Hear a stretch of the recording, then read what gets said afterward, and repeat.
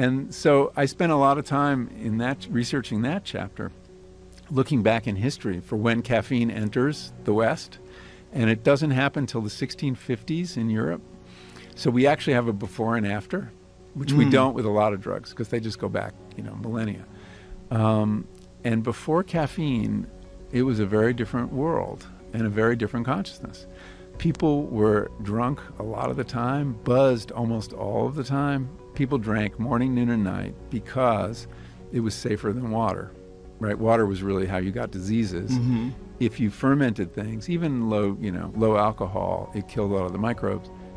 Caffeine comes along in the 1650s, and tea and chocolate and coffee all arrive in the same decade in England, which is kind of like a great decade, right? And things start to change. In the form of coffee? Coffee and tea and chocolate, which also has caffeine in it. And so what would they had never experienced coffee before the 1600s? That's right.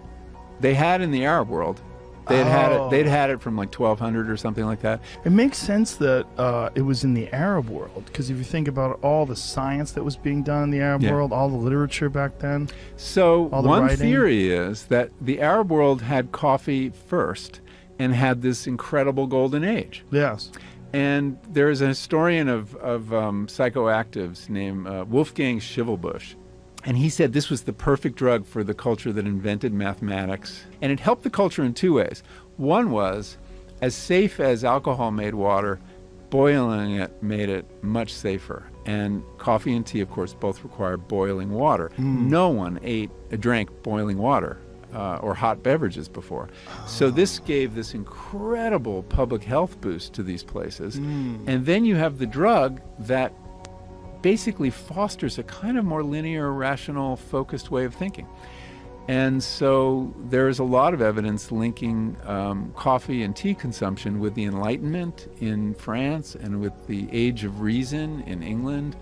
And people in the 1600s started writing about it. So like, wow, people, we have this new civil and sober drink and it was so popular because it was new that people drank less and they used more caffeine. And that, I think, makes possible things like the Industrial Revolution, because when you start moving into like running machines and doing double entry bookkeeping, you need a clearer head. And when you start moving toward night shifts and overnight shifts, you couldn't do that without caffeine. And that's when it begins. There's a whole new, it freed us from the rhythms of the sun, which dictated everything in Western culture. You could only work till the sun went down. So it had a profound effect on capitalism, the rise of capitalism. And the clearest illustration of that I came across is the coffee break. Where did that come from? The coffee break actually has a history. We know the company that came up with it. And it was a necktie manufacturer in Denver called Wigwam Weavers. Really? And Wigwam Weavers made these very intricate silk neckties. And during World War II, they lost all their best loom operators to the war effort. So they hired these old guys to do it, who weren't getting drafted, and they couldn't do it very well. Then they hired these women to do it, and they could do it beautifully. And there were very intricate patterns, very complicated looms.